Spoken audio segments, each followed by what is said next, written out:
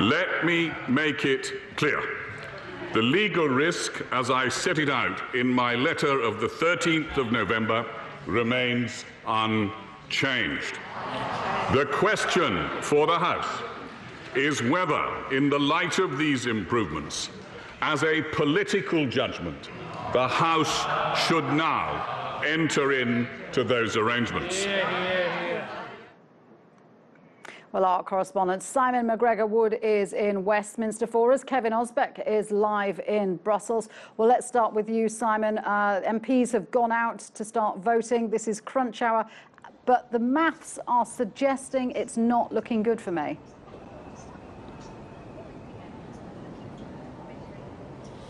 No, that's right. It's not going to take too long tonight, Julie, because the Speaker decided to call no amendments to this vote, so there will be only one vote. We should have the result within 15 minutes. There have been various meetings of various factions in Parliament through the afternoon, most crucially that of the ERG, the Brexit supporting group of Conservative MPs, 100 or more of them. They've come out and said, more or less exclusively, they will now vote against it. So the mathematics do not look good for her. People are predicting a defeat of the vote, not by the same margin, the 230 vote humiliation of January, but potentially over 100, and that would be very, very bad news for Theresa May. So in a few minutes we'll know more, but it looks bad. And if she loses the vote, then obviously there are several options about what happens next. One of the things that's being touted is the possibility of a general election.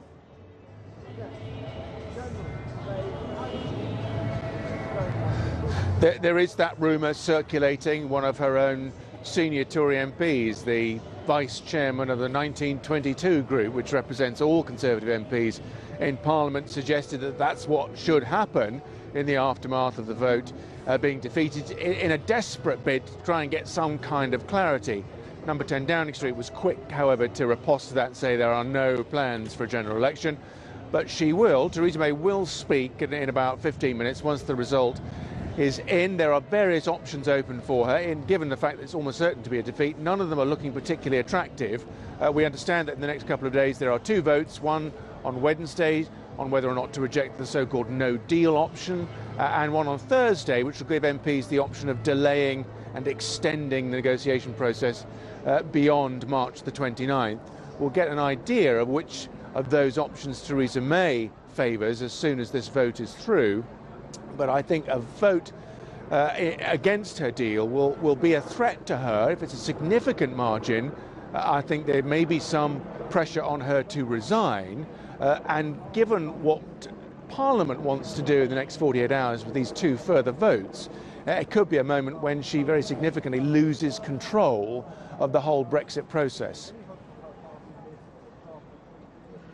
Simon, for the moment, thank you for that. As you can see, the chamber is filling up again in the House of Commons there. Let's go to Kevin Ozebek in Brussels. Kevin, some sources saying that she's going to lose this vote by a margin of around 100 MPs, which is better than last time. But what is Brussels' position if she fails to get this vote approved?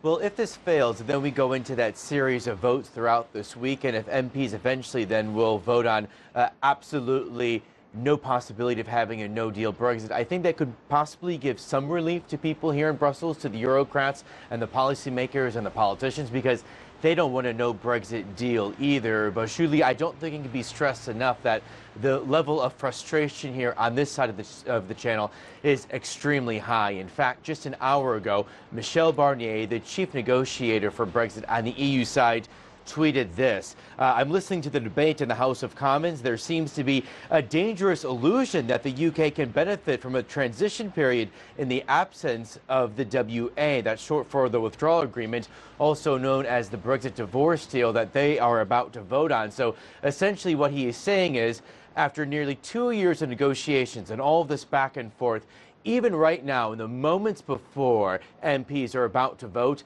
some of them still don't really even understand what is in this deal and what would happen, what would the consequences be if this deal does not pass tonight. So that really is an extraordinary tweet from the chief negotiator here. OK, Kevin, thank you for that. Kevin Ozebek in Brussels, and we are expecting that vote very shortly. You can see the MPs filing back into the House of Commons. Let's speak to Oliver Patel, who is a research associate and manager of the UCL European Institute. So essentially, Theresa May's job today was selling her new improved deal, as she called it, to MPs. But at this point, it doesn't look like she's been able to win them over. It doesn't look like she's been able to win them over because what the Brexit supporting MPs and her party wanted was a way in which the UK could leave the backstop without the EU's permission. That's fundamentally what they wanted, and what she's managed to deliver is not that. So she's managed to deliver a situation where there are other ways for the UK and the EU to come up with a way for the UK to leave the backstop, but the EU still needs to either give its permission or the UK needs to prove that it was acting in bad faith. So I mean, Geoffrey Cox, the Attorney General, said that the new amendments did give us a greater level of legal protection, but maybe not quite as absolute as Eurosceptics wanted. What the Eurosceptics wanted was a unilateral way for the UK to leave, and Theresa May has delivered a few more assurances from the EU that it wouldn't seek to trap the UK or play games with the UK. But what the EU hasn't given the UK is a commitment that the UK can leave on its own. But why can't the UK leave on its own? Donald Trump pulls the US out of international agreements all the time. I mean, there's nothing in theory which could stop the UK from leaving, cancelling the whole withdrawal agreement on its own. But it would then be in contravention of international law, and that wouldn't look good if the UK wanted to do deals and arrangements with all these other countries around the world. The UK would no longer be seen as a trustworthy partner to do deals with. So, of course, in theory, the UK can break international law, but it's not something that it would want to do. OK, so if she is defeated, which it looks like we're going to find out whether that will be the case very shortly. What happens then? Because she's saying that we're then facing the prospect of a no-deal Brexit. Well, interestingly enough, that's what she said before. On the 15th of January, when the deal was defeated by an historic margin of 230, we were then told, the public was told, that if you vote down this deal, it will be no deal or no Brexit. Lo and behold, a few weeks later, that's not what happened. What happened is there's another vote. So what happens next will depend upon the margin of defeat, if it is a defeat, which we all expect it will be. If she is defeated by a huge margin, similar to last time, it's very difficult to see how she can plow on with the same strategy. If the defeat is by, say, 50, 60, that kind of margin, I would expect her to carry on trying to get this deal approved.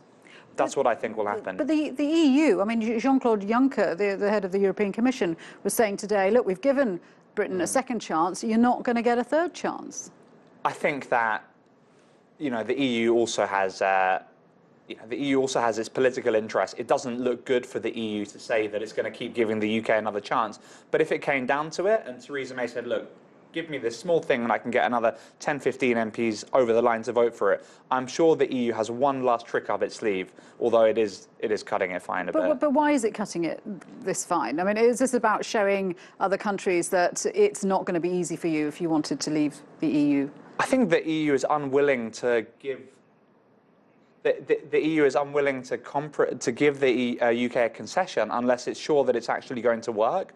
So if the EU sort of gives a concession, it makes it look weaker. It wants to know that it's getting something in return for that. And because the defeat of 230 on the deal last time was so big, the EU wasn't really sure that whatever it gave would be enough. Say the margin of defeat is much less this time, then it's much easier for the UK to sort of say to the EU, look, the deal was voted down, but all we need to do is persuade this many people, and then we can get it through next time. So with that argument, Theresa May might be able to get something. It's pretty... So a smaller loss may not be the worst news in the world for Theresa May. I mean, it's pretty bad, but it's better than a massive historic defeat that she suffered the last time. I mean, from what I hear in government circles, they're thinking that a defeat of anything less than 100 is actually a victory. So these are the weird times we live in. I mean, that's just bizarre, isn't it? Just looking at the House of Commons chamber, you can see that they've filled up. There were no amendments to vote on this time, so they've gone straight to the Brexit deal, and we will hear shortly which way the voting was going. Labour sources saying that it looks like there were a lot of people going through the no door. In terms of the DUP, which of course is the party which props up the government, I mean, they've already said they're not going to vote for this. Yeah, they're not going to vote for it, and because of that, many conservative Brexit supporters won't vote for it as well. In addition, a few of the leading figures on the conservative right have said they're not going to vote for it. And today, I think roughly 20 or so conservatives came out and said they've changed their minds. Now, that doesn't bode well. I mean, how many do you think will switch over, do you think? From the conservative benches, you know, maybe 20, 30 maximum. I could be proven wrong. But it's such a, I mean, as you say, extraordinary times that we've still got the same Prime Minister that we had, who had such a historic defeat back in January. Can she survive another no vote? I think she can, yes. I mean, I remember after the 2017 general election, the whole airwaves were people discussing how she had to resign. This was the end. I mean, it's nearly 2 years on from that, and it seems like Groundhog Day in that it's another defeat for Theresa May, another humiliation, yet she plows on. So I don't think she's going to resign anytime soon. What about these calls for a general election? I can't see that happening yet either. I think the problem at the moment is, even though it seems like we're at last chance saloon, no one actually believes that this is the last chance. Because in the end, Article 50 can be extended, which means that this whole process can be delayed for a few more months. That is perfectly possible. So because of that, no one really believes that this is it. So if this deal is voted down and the margin of defeat isn't catastrophic compared to last time, then I wouldn't be at all surprised if this same deal is put back to Parliament next week. So no one really believes that this is it. That's why I don't think Theresa May will resign. But this idea of just simply delaying Article 50, I mean, a lot of people talk about this as if it's just a question of phoning up Brussels and saying, actually, you know what, mate, we're going to put it back for a couple of weeks. I mean, this is a big deal, isn't it? Doesn't this cost us money? The longer it goes on, the more it's put back. The uncertainty, the impact on the economy, businesses not knowing what on earth's going on. I mean, it is a big deal, but compared to not having any deal, it's relatively trivial. So if you compare the impact of extending Article 50 to the impact of no deal, there's not really any comparison. So whatever cost there is to extending Article 50, it pales into insignificance compared to the potential effects of no deal.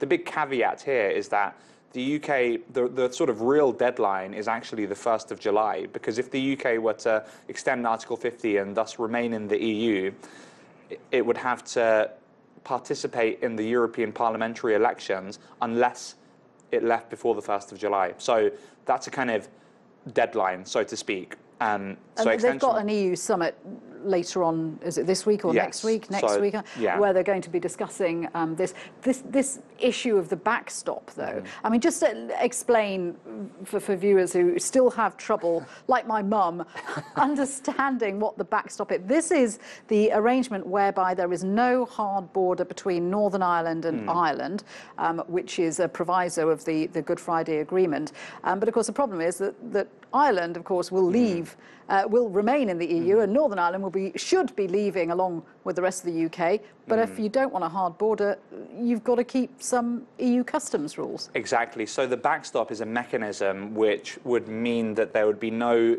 checks on goods, stuff going between the Northern Ireland and Republic of Ireland border.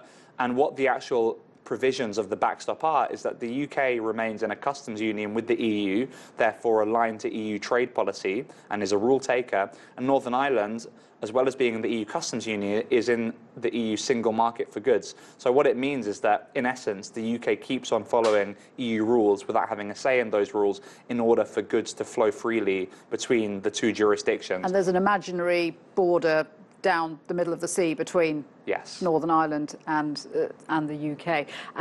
It's astonishing to me that no one realised this would be an issue before the EU referendum. Well, people spoke about Northern Ireland and the border problem, but I don't think anyone predicted that it would be the defining issue of the process in the way that it has been. It is remarkable that the whole reason why the deal is being voted down on the Conservative benches, at least, is because of this backstop. And yes, it's very true to say that no one predicted before the referendum that this was going to be the defining issue. And I don't think the EU is going to give in on this, because for the EU, it's about protecting Ireland. The EU cares about protecting its member states, showing solidarity with its member states, especially the smaller ones. The EU at this stage is not going to throw Ireland under a bus to get a deal for the UK. So I don't think the EU is going to budge fundamentally on this. So it's going to have to come from the UK side in the end. And we heard from the Irish leader, Leo Varadkar, this morning saying that he was very happy with the amendments that had been won from Strasbourg. He was saying that this should put all concerns to rest. But of course, then we had Geoffrey Cox, the Attorney General, Britain's top lawyer, coming out and saying, actually, the so-called legal protections aren't quite as watertight as they're being made out to be. Yeah, so the really perverse thing is that the UK agreed to this backstop with the EU, but is now the government is trying to persuade its own party that the backstop wouldn't be permanent. The problem is the UK's top lawyer, Geoffrey Cox, the government lawyer, has his legal analysis of the agreement and the changes which were made is that there is a situation in which the backstop could be permanent. So the fact that that situation exists means there's a risk of it happening, and that risk is why so many Conservative Brexiteers are voting against the deal, because they hate the backstop. And so the fact that the risk of the UK being permanently in the backstop is still in existence is the reason they're voting against it. What they wanted was for that risk to be completely eliminated. What the changes to the deal have done is reduce that risk, not eliminate it. So it's perfectly plausible that in 5 years' time, if this deal goes through, the UK is in the backstop because they couldn't come up with another solution to the Irish border problem. And then that's just the worst of all worlds, isn't it? That we're tied to EU rules, but we're not part of the EU. We can't influence the EU from the inside. Exactly. Which is why some people say we should stay in the EU. So this idea of perhaps a second referendum. Now, you hear a lot about this as being touted as a possibility, and then other analysts saying this is not democratic, this couldn't be held, and certainly not in the timescale that we're looking at now. Do you think there could be an argument for a second referendum? I think that... First, on the time. So for there to be a second referendum, there would need to be at least 3 or 4 months to prepare for one and hold one. So you can't avoid that. So it would require a relatively long extension of Article 50. So it would require the UK to stay in the EU for a good few more months. I don't necessarily think it's anti-democratic, because I don't think that it wouldn't so much be the government or the elites overturning a result, but they would be asking the people again. I'm not massively for or against it. But asking people again surely is not democratic, because it's saying we'd like to ignore the result of the first referendum. I think there is what they were to ask in that hypothetical referendum is a problem, because if they were to put it as one option is Theresa May's deal and one option is remaining in the EU, then what you're doing is disenfranchising a huge section of the population that supports a harder Brexit and a no deal. All right, Oliver, let's just listen in to the Speaker of the House. And here comes the result of that vote.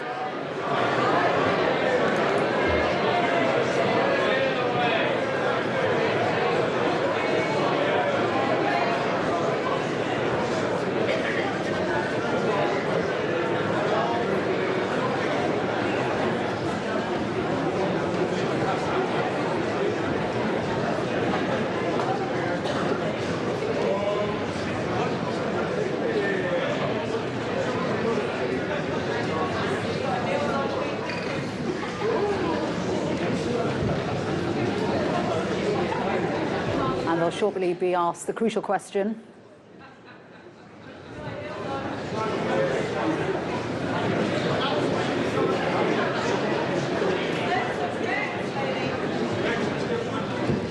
And it'll be Speaker of the House John Bercow asking for the ayes to the right and the noes to the left.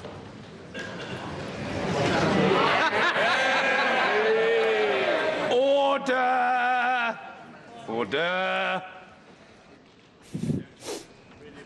The ayes to the right, 242. The noes to the left, 391.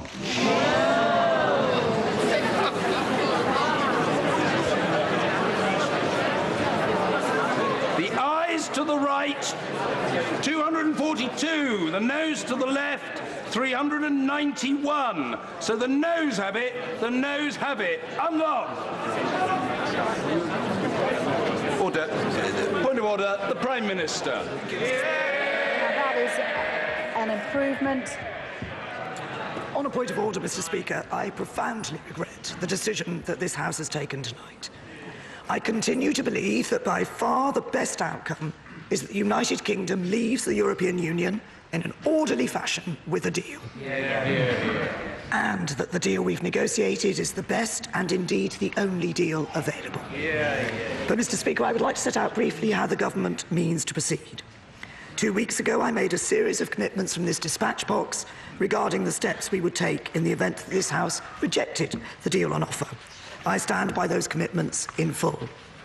Therefore, tonight we will table a motion for debate tomorrow to test whether the House supports leaving the European Union without a deal on the 29th of March.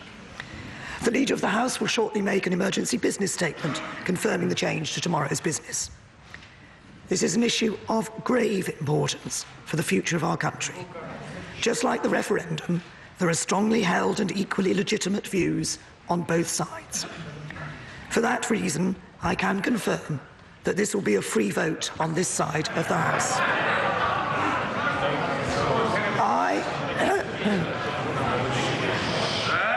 I have personally struggled with this choice, as I'm sure many other honourable members will. I'm passionate about delivering the result of the referendum, but I equally passionately believe that the best way to do that is to leave in an orderly way with a deal. And I still believe that there is a majority in the House for that course of action. And I'm conscious also of my duties as Prime Minister of the United Kingdom of Great Britain and Northern Ireland, and of the potential damage to the Union that leaving without a deal could do when one part of our country is without devolved governance.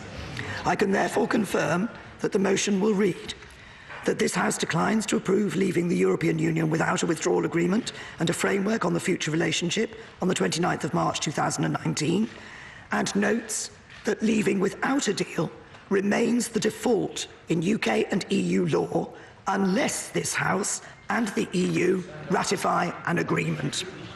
I will return to the House to open the debate tomorrow and to take interventions from honourable members and to ensure the House is fully informed in making this historic decision.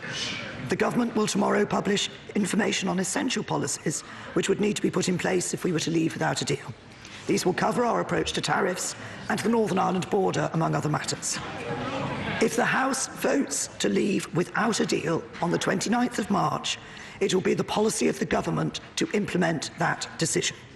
If the House declines to approve leaving without a deal on the 29th of March, the Government will, following that vote, bring forward a motion on Thursday on whether Parliament wants to seek an extension to Article 50.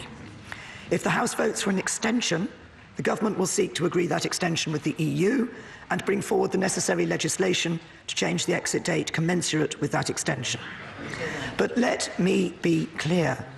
Voting against leaving without a deal and for an extension does not solve the problems we face. The EU will want to know what use we mean to make of such an extension. And this House will have to answer that question. Does it wish to revoke Article 50? Does it want to hold a second referendum?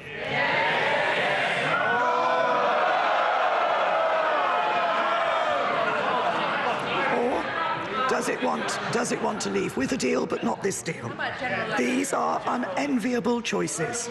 But thanks to the decision that the House has made this evening, they are choices that must now be faced. Point of order, Mr. Jeremy Corbyn. Thank you, Mr. Speaker. The government has been defeated again by an enormous majority, and they must now accept their deal, their proposal, the one the Prime Minister has put, is clearly dead and does not have the support of this House. And quite clearly, no deal must be taken off the table. We've said that before, and we'll say that again. But it does mean the House has got to come together with a proposal that could be negotiated. The Labour Party has put that proposal, and we will put that proposal again, because the dangers of what the Prime Minister is proposing are basically that she carries on threatening us all with the danger of no deal, the danger of that, knowing full well the damage that will do to the British economy. This party will put forward our proposals again, which are about a negotiated customs union, access to the market and protection of rights. Those are the ones we'll put forward. We believe there may well be a majority for them, but there will also be the potential of negotiating them. The Prime Minister has run down the clock, and the clock has been run out on her. Maybe it's time instead we had a general election and the people could choose who their government should be. Point of order, Mr. Ian Blackford. Thank you, Mr. Speaker. This is a humiliating defeat for the government this evening, and this deal should not come back in any way, shape, form again. Mr. Speaker, people will once again be looking on at this Parliament and at this government in despair. The next few days... So that was the vote in the House of Commons. The Prime Minister's Brexit deal defeated by 149 votes, certainly a better margin than last time. But Simon McGregor-Wood for us outside Westminster. It is, as we expected, another defeat, and now we're looking at another vote tomorrow. And vote against a no-deal Brexit. As Prime Minister... Yeah, quite a big number. Earlier there was speculation it might be about 100. It was 149, significant improvement on January's humiliation. But given the effort that was put into it, given that this was a second attempt to get this deal through, given the glimmers of optimism that were present in Strasbourg and in Westminster to a certain extent last night, it is a pretty significant defeat for Theresa May. She didn't resign. She hasn't resigned yet.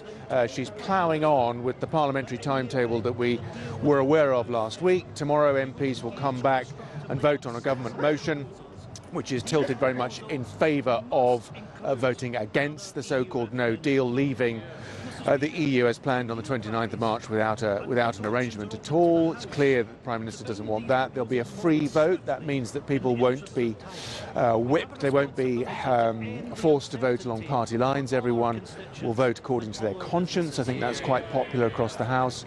And then on Thursday, they'll come back and vote on whether or not they want to extend. It is widely assumed there is a majority, a strong majority, in favour of knocking back the no-deal option, so that should be defeated. And there is also, it is assumed, a reasonable majority in the light of that to request some kind of extension. And then, of course, it'll be into the uncertain waters of the UK, asking the EU for some kind of extension. How long, we don't know. What the exact answer the EU will give us, again, we don't know. What new conditions they may set, etc., etc. But that looks now to be what will happen over the next 48 hours. And then we had Jeremy Corbyn, leader of the main opposition party, standing up and saying, a government defeated again. The Prime Minister's deal is clearly dead in the water. I mean, but it's difficult to see what sort of alternatives at this stage can be put forward, particularly if the EU is not in any kind of mood to renegotiate. Parliamentary precedent and history. Can you identify a single case? Well, it's always been the case that it's been very easy to find majorities in the House of Commons, surely, against things. It's been so far almost impossible to find a majority in favour of an arrangement for leaving the European Union. Jeremy Corbyn's position all along has been to do everything in his power to try and trigger a general election. He wants that more than anything else. He has his own ideas about what kind of Brexit the UK should pursue. It's not clear that there's a majority for that. I think what will be interesting to see what kind of period of extension there is and what kind of arrangement MPs can coalesce around. Is it some form of Theresa May's deal? Is it something else? There are indications that perhaps there is a majority for a much closer relationship with the European Union, built around a customs union. We know that the majority of Labour MPs want that. We know that there's a reasonable number of Conservative MPs who might want that. There might be a majority for that, but it's difficult to see how that kind of deal could be presented by this government. So we are into a very uncertain phase of this, and don't forget there is always at the end of this possibility of a second referendum. There is, I don't think, a majority for that in the House of Commons at the moment, but 2-3 months down the line, when we reach the next cliff edge deadline, it's then that that kind of option may become more realistic. Urgently need some clarification about OK, Simon McGregor-Wood in Westminster there. Let us get the view from Brussels. Kevin Ozebek is there, and we're already hearing from EU officials, Donald Tusk, Kevin, saying that they regret the outcome of the vote, and really, what else? It's difficult to see what else the EU can do. A clear vote in this House on no deal. Yet I think, I'm just reading his statement right now because it was just emailed to us. I think another important aspect of the statement from the President of the European Council, Donald Tusk, is that, quote, if there is a solution to the current impasse, it can only be found in London. He then goes on to say in this statement that the EU is going to continue its no-deal preparations. He also says in this statement that what just happened there in Westminster in London increases the chances of a no-deal Brexit. And he ends this statement by saying, should there be a UK reasoned request for an extension, the EU 27 will consider it and decide by unanimity. Now, it looks very much that next week's EU summit, which is scheduled for Thursday and Friday, is now going to be dominated by Brexit. The agenda that was released today did include one section for Brexit.